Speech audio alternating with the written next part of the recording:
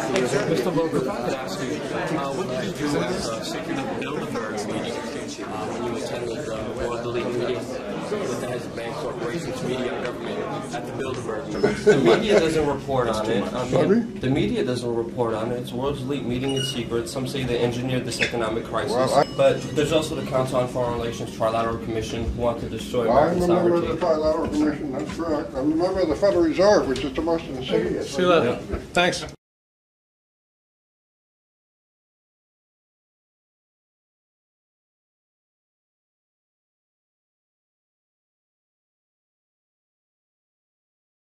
This is the madness of a lost society.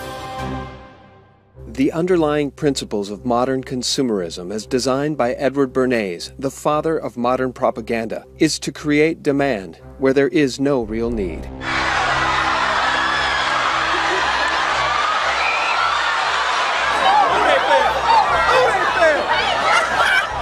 These people are victims of Bernays, and most of them cannot be reached. They cannot be helped. They will be among the tens of millions of Americans who will fall victim to unimaginable hardship, suffering, and hunger during the coming collapse. This microdoc is not for them. Most of them do not possess the intellectual curiosity to seek it out. This video is for those with the eyes to see and the ears to hear. It's for those who recognize that the madness of the crowds we see on Black Friday represents the very worst of what we have become as a nation. And it offers a very clear picture of where we are headed when the country we love finally collapses under the weight of tens of trillions of dollars of debt. As Aldous Huxley rightly predicted, these are the people who can be taught to love their servitude.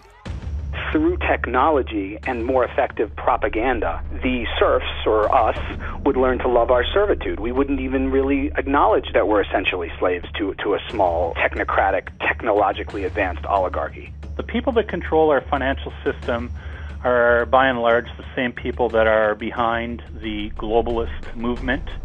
And I think at the core of that, you're going to find probably somewhere between 6 and a dozen old world key banking families that pretty much control the world's finances.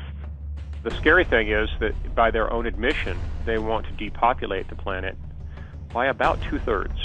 That's not great if you happen to be one of the people that's in their gun sights. The actions that have been undertaken by monetary authorities to date, and the actions they seem to be firmly committed to continuing, absolutely and utterly guarantee the total destruction of the currency. These men are predators on the American taxpayer money.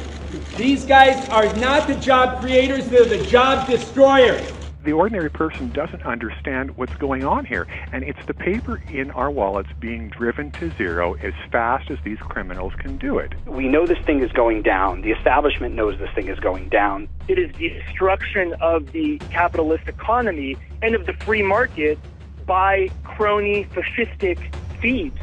Given the ills that are documentable that have occurred in our monetary system, I think it's a guarantee, probably in the near future now, we are going to experience a complete paradigm shift. Everything here is unprecedented, other than the one universal that the fiat currencies always collapse. I mean, this is no different, except that it's now on a global basis. The key is, when it does go down, we're not going to let them get away with their plan. For total control, police state, financial terrorists, controlling everything, digital currency, cashless society. If we continue on this path, not only is it unsustainable, but it is complete and utter destruction. As this is the first time in history that not a single currency on Earth is backed by anything. What we're going to see in the coming collapse is most likely a derivative meltdown. And people really don't understand derivatives. They really don't get how widespread and gigantic these derivatives are. They're attached to every single financial product that we know of. When the derivatives system starts to fail, really within minutes to hours, it will trigger a domino-like reaction among the entire financial system. And we're talking a biblical proportion type collapse. This is the greatest bank robbery in world history, and the banks are doing the robbing. So when we're looking at the high levels of financial crimes, when you go back to the LIBOR scandal, covers over $700 trillion worth of derivatives and loans. And it's been rigged. Everybody knows it. Timothy Geithner, when he was the head of the New York Fed in 2007, he wrote emails about the LIBOR scandal. They were all hip to it. So the whole game is rigged.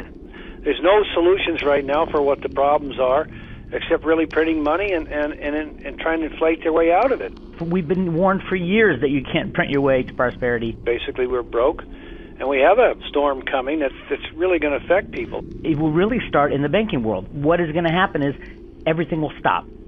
When people lose their checking account, their savings account, their 401k, they're going to be looking for answers.